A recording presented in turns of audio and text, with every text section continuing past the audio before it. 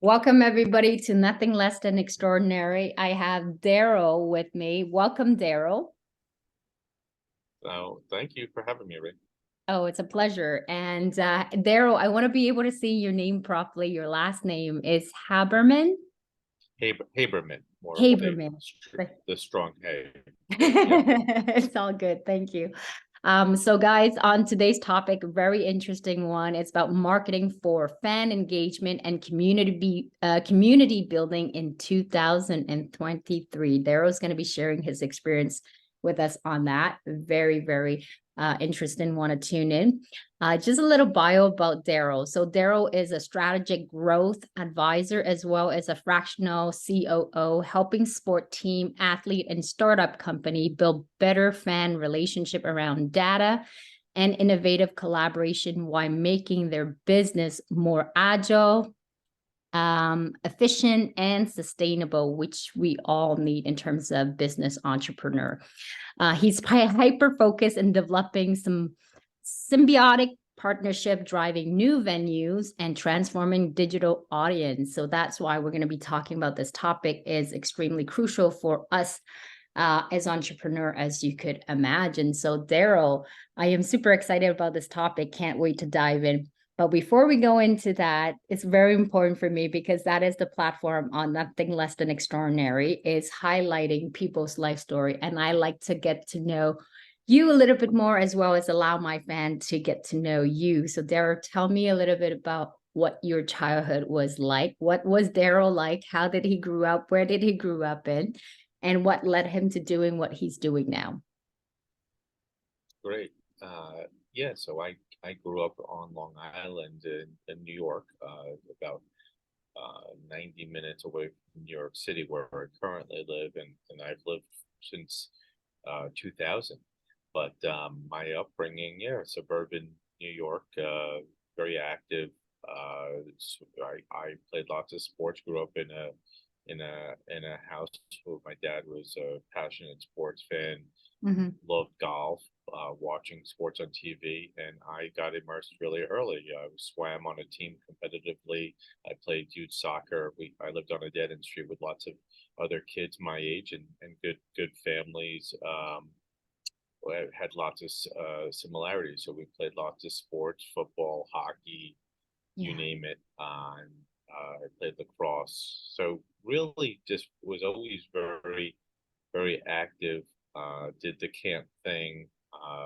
Was very, very, friendly, sociable kid. I was also involved in, student government as a junior high school student, and in high school I was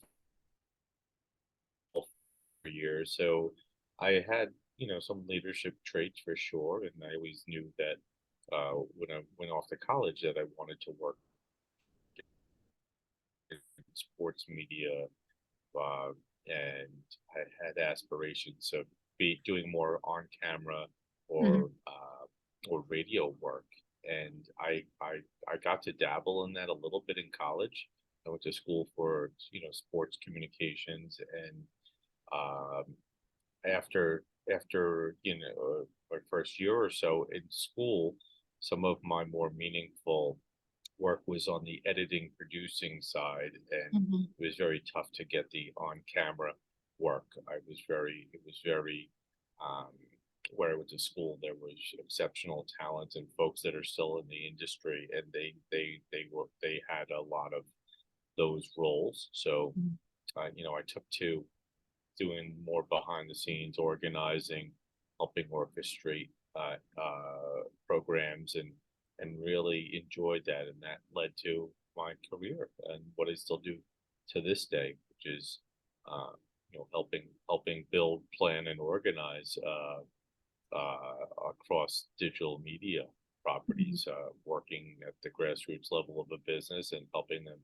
scale and better monetize content, figure out marketing strategies, plan initiatives, be more of that that tactical mind, Mm-hmm. who is also able to be creative as well.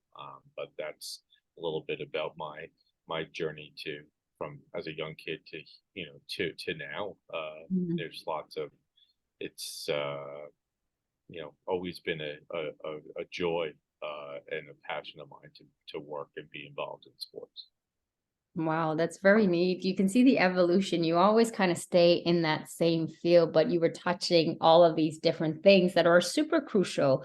And it's really neat and honorable to actually see you be able to do the behind the scene type of work, like you said, you want to be in front of the camera and doing all these things, but you have to kind of know behind the scene and all of the different work that's is involved behind it too. And that experience leads you to have an accumulation of all these various expertise that will allow you to really understand the marketing, knowing how to target the audience properly. It seems like, people always, what I've noticed when it comes to jobs and experience is that we kind of take these type of jobs that you do for granted, but they're so valuable, right? To Well, give you thank you. I insight. mean, Yeah. yeah, yeah. I mean, everyone doesn't appreciate other, industries or jobs until they're in those roles. Yes. What I've done in my career is try to be as much a sponge and volunteer and get a Yeah. good peek at how other departments are organized, how other ventures operate, and that's really given me the ability to work with lots of different people and to help Hmm. build partnerships and really liaise between a couple of different properties. So that's the fun of it, is understanding what it takes to Yeah. execute projects, the resources that are needed, just really thinking about all aspects of the business so that you could make them hum and be optimized. And that's really the operations part of my repertoire that I really enjoy. It's very neat. So tell me, because it's so crucial when it comes to marketing, what is the trend evolution that you've seen from having seen from way back how it was done to 2023, now how that has evolved? Well, we're in a very interesting time, not only in the digital age, but everyone, uh, their behaviors changed a little bit in the Hmm. pandemic. Everyone wants to be fully catered to and appreciated, and there's a lot of collaboration going on in communities so that, when there's efforts to um, do something of an event or an experience, it's a rewarding engagement. There's more collaboration that's going on. Hmm. um, Hmm.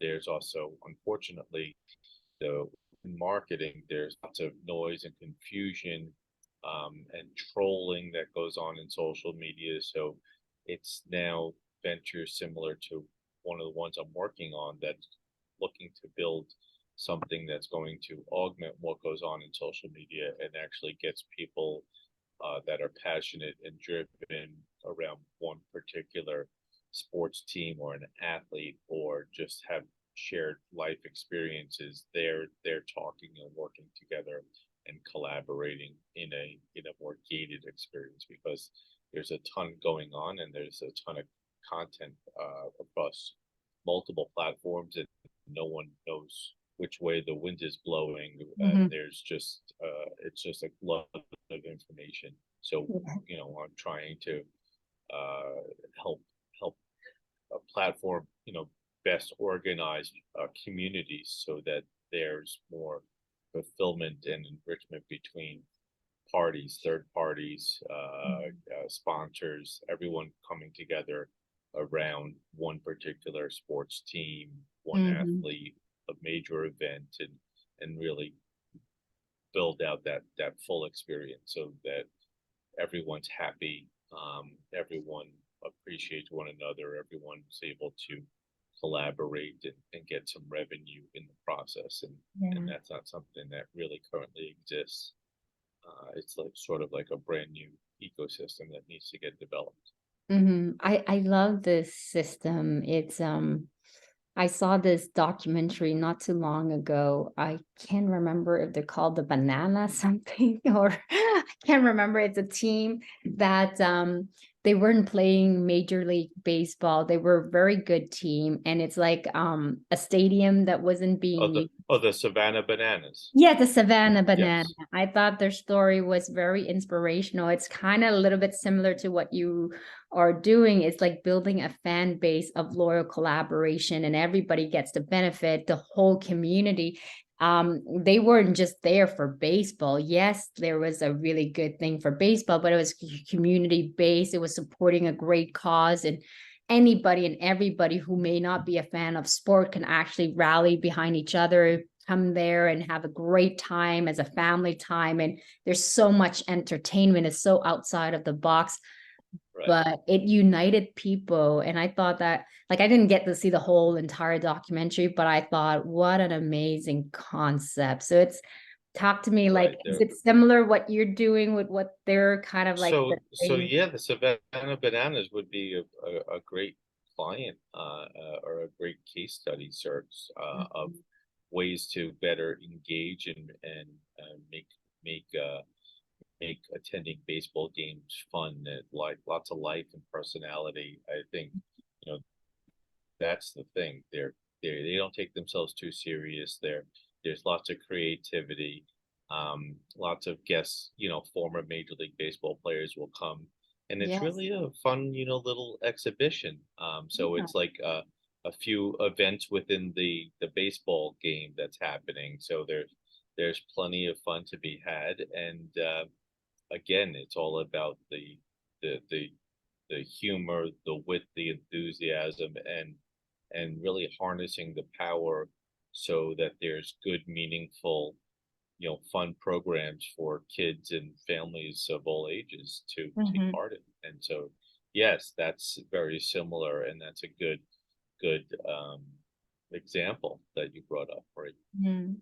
Mhm. I thought I just think it's beautiful because as I was thinking of how you were talking, and so I was like, I think I kind of understand what you're trying to do. Similar, it's like an inspiration from that. So I'm like, okay.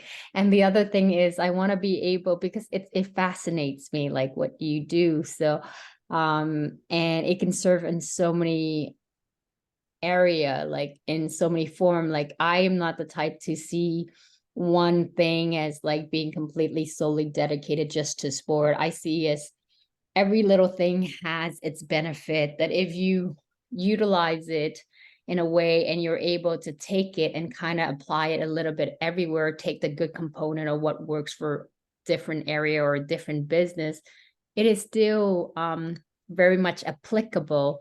So I like this concept. So talk to me about, like, when a client come to see Darryl, what can they expect? Like, how does that unfold? Like, how do you take them through the journey of building fan and audience and marketing their business? So the first things are ask thoughtful questions. Hopefully, there's that trust that, of course, you have to earn. But a lot of my business comes via word of mouth or referrals or someone that I've worked with in the past that appreciates how I operate, the thoughtful approach, the friendly candor. I'm not going to sugarcoat anything. So really, once I get to know the business, the objectives, what the marketplace looks like, really finding their voice, their personality, Mhm. what what what are they comfortable to do marketing wise, what do their resources look like, who are they working with, have they been burned before, is this a new endeavor? So you take a lot of those learnings and Mhm. really put it to practical use. So then you're building out your a roadmap. If we're fully aligned and they want to work with me, sort of Mhm. in this chief operating officer role or any sort of strategic advisor, where I'm on retainer, I'm going to really help paint the picture of what an engagement with me looks like, and what I expect to achieve and what Yeah. I can do beyond that initial project. So there's lots of sync ups, lots of meetings, certainly conversations like this are popular, where you really get to know Mhm. the people, the mission, the purpose, and then certainly, uh, I wear my creative hat and my analytical hat, and Mhm. really coach them and advise them on what needs to be done in the business to uh, be beyond operational, be exceptional, and build a sustainable foundation. Because Mhm. that's really the hard part is doing it right from the start. There's no cheap fixes. There's no Mhm. quick results. You have to plan and plot and really organize so that you can be a difference maker in the in the future. You don't want to just have a fly by the seat of your pants approach and hope that you get quick success. And then what Mhm. happens when the industry turns and everyone's going somewhere else? So you have to really plan and and organize the approach. So I'm very methodical, very deliberate. My questions, my thoroughness, it's all really Mhm. important too. The company's own, working with their brand Yeah. and their community, their audience, their fans, just like you mentioned. Mhm. And I think it kind of gives us a glimpse a little bit of what you do. Can you share with us one example of a client that may have come to you with something that they were struggling with, and how you were able to take them on that journey to slowly build their marketing and what that looks like? We don't have to go into detail, but just to give people a glimpse of a situation. Sometimes stories helps them to better grasp and understand, put themselves in that person's shoe and go, oh, I think my business might be able to use that kind of help. Well, certainly. So there was a recent uh, client engagement where I do a lot of these professional networking calls, not networking, but there's folks looking for insights and they want to talk to Mhm. people that have been in the trenches. Certainly my work at the NHL or Disney streaming, Major League Mhm. Baseball, advanced media, there's lots of times that I was working on products and services for a a strong, vibrant community. So what I was doing um, um, for this particular case is someone that was looking to get involved in sports and podcasting, and really telling them a bunch of different tactics, how to best operate, the kinds of resources that you need, the content strategists, the folks that would do the audio mixing, the ways that things need to be promoted, what kind of topics should get covered, things that you could really start building a portfolio and actually come into a little bit organically versus we have to be set up as such. So you really start understanding ways to be, nimble and effective, and you start putting more into marketing, and it's about coming up with compelling, fun, entertaining content. You could be a thought leader, but because you take yourself really seriously, it sometimes loses luster. So there's a lot of digital marketing, content strategies, and things that I was telling these folks, and I brought value in many different ways beyond what they were originally talking to me about, because they found a lot of what I was saying, enlightening, and something that they could actually take to, um, the folks with the resources, the people that were making determinations Mhm. on how to make that initial foray into podcasting and growing out that platform. So, that's a little bit of an example. Of course, I have a lot of field work experience and and examples from corporate America right now, because I'm working with some startups. They're a little bit earlier in the process, so they're outside of finding some investments and building some technology. There's not too many um, big examples or things that people uh, that that consume your podcast might understand or appreciate. But that hope to change that very soon. So maybe it's a different answer in a couple of months.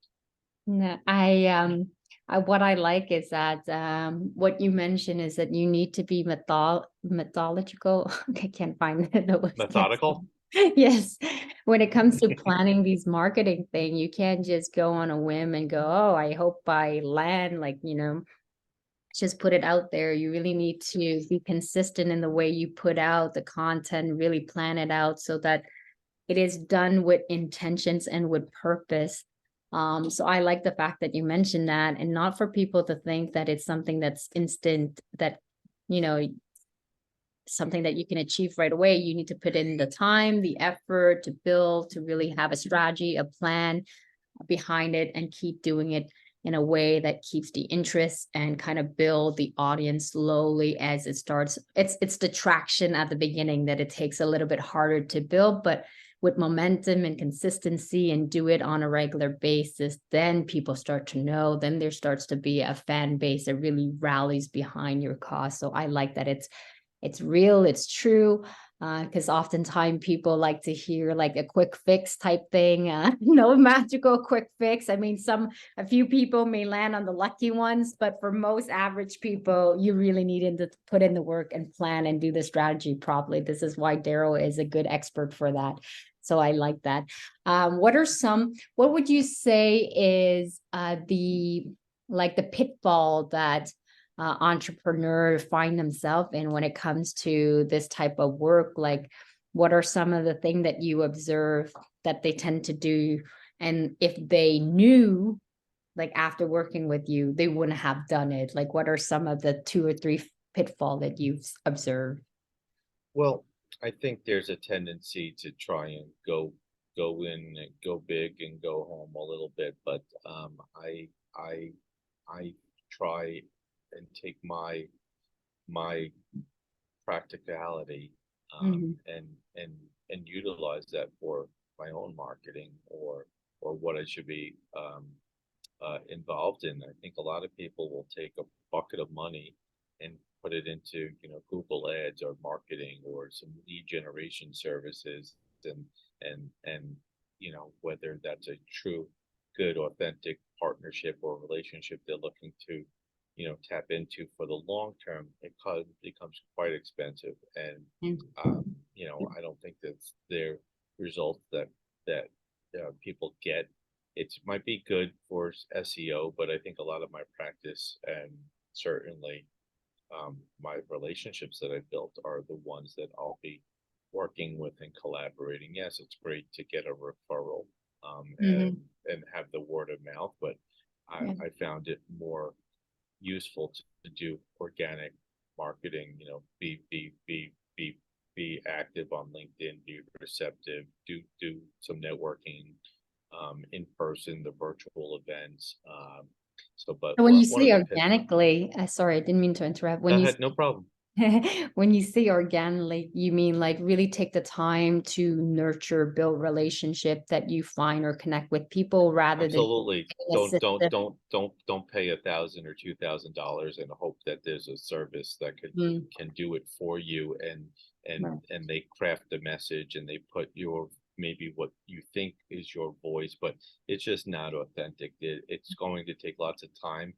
If this company or the service provider does good work for you, is they really have to understand what you're looking to do, your voice, your tone, your character, all these things. So you might as well do it yourself, and you do it slow and steady. You take that methodical approach. There's that word again.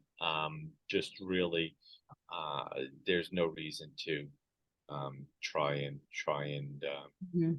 overextend yourself, and then people get tight because maybe business doesn't come in. But it's, again, similar to, one of my tips is, like, and what you mentioned is, playing the long game. The more you, nurture, develop relationships, the better you're going to feel, Yeah. when people, come to you, and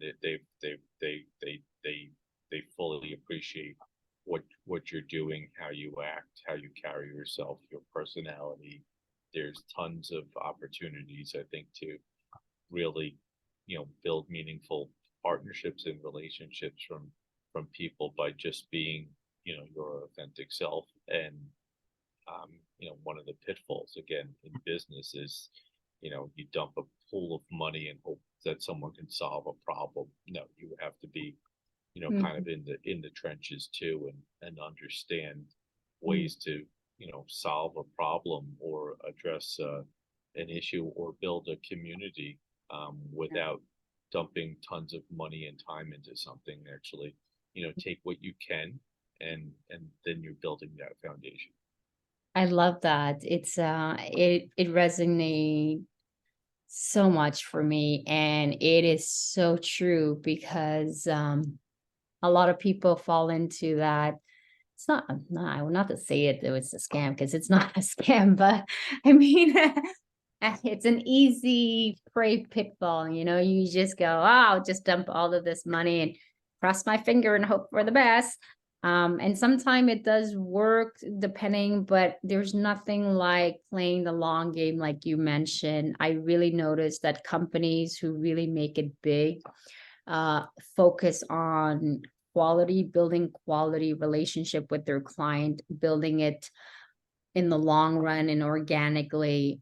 It's very genuine. People feel it, they can detect it. And if you're just, and you can, different company scales it differently. For some people, it may be a quarter of, pour a little bit of money and it goes straight. It works for you on automated kind of system trigger. But I think from what I've observed in the majority, and you can correct me, I think we're on the same page here, is that when you build and you find the leads, it's a little bit slower. But if you nurture that, you build in word of mouth and connection, at some point, it's like a rocket. It launches on its own. Once it's taken off, that quality that you built, it may be slow at the beginning, but I've always said in everything, well, not me who said it, somebody else said it, but I've noticed from what somebody said. And I always come back to the same analogy of the turtle and the rabbit. The rabbit can take off very fast and you're very impressed, right? And then the turtle just consistently keep every single time taking each step at a time, but pacing themselves. And that is so important, is to be able to pace ourselves when it comes to business and life and everything. We're always in a hurry. I don't know what's with that, but I mean, it's totally normal, right? And I'm just as guilty of that too. Like, I get very impatient. I'm like, I'm doing all of this work, I'm seeing no result. Like, how much of this do I have to put in? But I remind myself to just, so long as you're moving forward towards your goal, keep the consistency going. And then poof, one moment out of the blue, because you can't see it, but the momentum is being built, the synergy is there.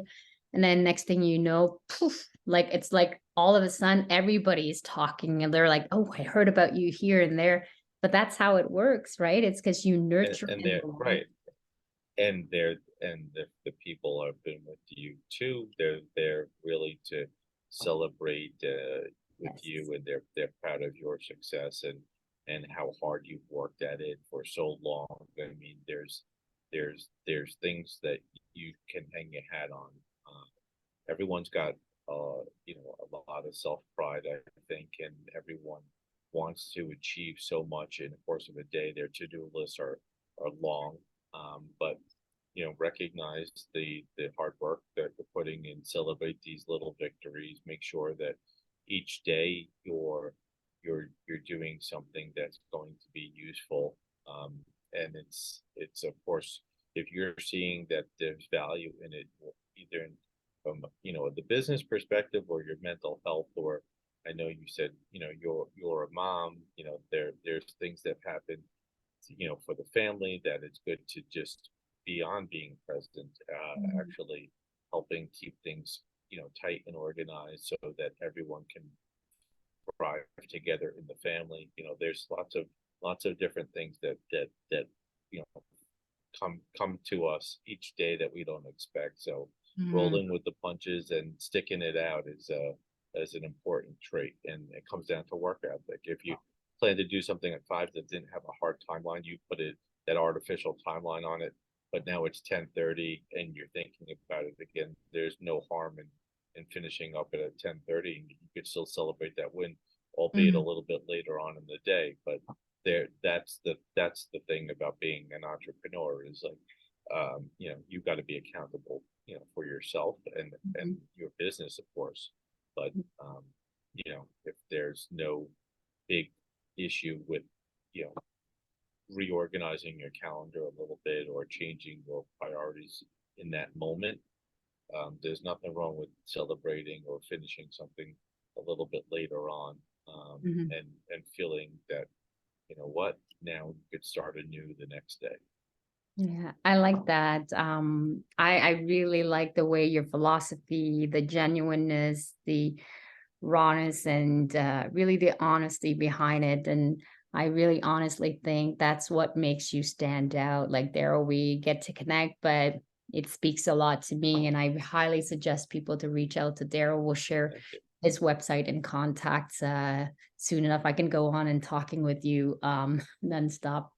I am so happy that Alan connected us because he's always connected me with great individual. And I didn't doubt it for a moment when he said, introduce you to Daryl. I was like, so I read up a little bit on you. I was like, okay, I think I see where this is going. And it finally confirms when we connected and we're talking here. And I see how genuine and really how passionate you are about what you're doing. So I highly, highly encourage people. How do people reach out to you, Daryl, if they wanted more information? And do you have any free discovery call or something that people can reach out Yes, to yes, if you want to share absolutely. with them? Hmm. Yeah, so habermandigital.com is my website, but very responsive on LinkedIn. In fact, I know that I think, yeah, you and I got connected on LinkedIn Hmm. after that introduction. I think that's typical for most relationships now, or whether folks are actively collaborating or just curiously want to, get to know people and follow them, appreciate their content. There's, um, those are the two biggest things. And then if we got connected on LinkedIn, whether it's a potential client or someone that wants to just learn more about my business, um, you know, that's where the engagements typically start. But you could get all sorts of information, book a meeting on my calendar from my website, and that's really it. But Can you repeat the consult. website Hey, again so that Haberman. they, yeah. Yeah, absolutely. HabermanDigital.com. So my last name, digital, all one word, .com. And that's the domain. Darryl at HabermanDigital.com is my email. And So Haberman Haberman Consulting is, is I'm my going to spell it practice. out for people so that they actually H have A it. yes, Haberma. Perfect. I love that. It's important. I want to make sure that they get the right Thank you. one. Yeah, yeah. There's not too many like me, for sure. But yeah, you'll see me on LinkedIn, strategic advisor. You said you mentioned Alan, who connected us. Yeah, we do lots of work in the H&P, pet lovers community. But Alan's an expert networker. He's a really upstanding guy. Met him in New York City. But he's really fantastic. He does a lot of work in the nonprofit space too, Yeah. and yeah, he knows about Winston, my dog. Because we take meetings together. So yeah, my pet project. Winston, my pandemic puppy, the family dog. Oh, and you know what? Alan is an amazing guy, and so are you. Like for you to be meeting and connecting, that Alan's always know. Like I always like to meet high quality, genuine people, but who's very passionate and want to give something back to the community. And here to you, Daryl, I celebrate you, and I'm so happy to have met you. I want to be able to also have you share if there's anything that you may be working on project that you would like to share with people. If you have any courses that may be happening that it's worth them checking out, please do share with the audience. Okay, so yeah, I mentioned, so Rikodi is the name of the startup company that I'm COO of. We're looking to launch our digital product around Labor Day. And so there's lots of posts and updates I'll be sharing on LinkedIn and connecting with people who either one are interested in the sports ecosystem, they work for a team, a league, they've played the sport, they invest.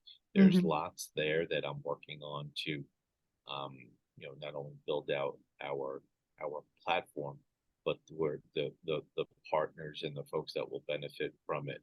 I'd love to tell people about it, set up some introductory exploratory conversation, show people our beta product, Mhm. and get good honest feedback, because that's important in this business. Mhm. And that's really it. Of course, on as a consultant and someone that has an advisory, I always am willing to take 15 or 30 minutes to talk through Mhm. potential ways that I can help their business, even outside of the sports ecosystem, because a Mhm. lot of what I do is agnostic. It's the digital media content strategy, figuring out ways to better optimize and their business, the the operational budgets. There's lots of figuring out to do and Mhm. ways to be more efficient. And as you mentioned too in the introduction, keeping businesses thriving and agile is Yeah. super important, because you know unfortunately pandemics happen. There's lots of things that um, organizations that weren't Mhm. um, so structured and rigid, um, found themselves to be more better suited to handle a major business interruption. And that's what I'm talking about. When it Mhm. comes down to being efficient and agile, is that's not just a sports thing. Of course, Mhm. that's business 101, is Yeah. making sure that you have the right systems in place and the right people building those systems. Absolutely. 100%. I couldn't agree more. On that note, we're coming close to the time. I want to be able to have you have the last say for a quote, Darryl. It has been a real pleasure to actually have you on my podcast. I am so grateful for you and grateful for Alan for connecting us. And also, I hope that my audience and the rest of people who actually see it, I know that they're going to benefit from it. So thank you so very much for that. I would like you to end with a quote that has served you in your life, that's really going to be able to share some inspiration for the rest of us that are listening to you. So, what is that one quote? Well, the one that I like, and it really makes me reflect on, is individually we persevere, but together we thrive.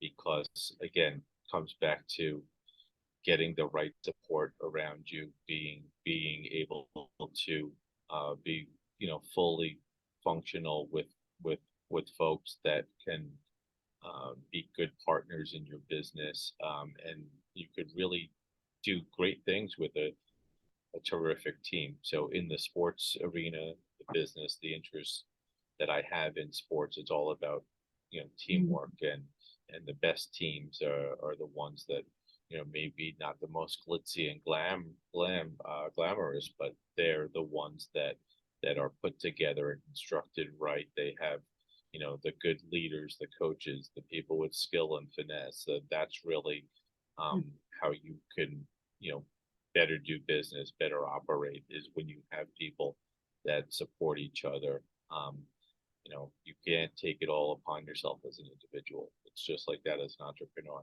Yes, there's lots of things that I like to do for myself, but I Mhm. know that I need partners to really take lift off, and really do well in business. And so identifying people that operate and think and work well with you are important for any business, any individual.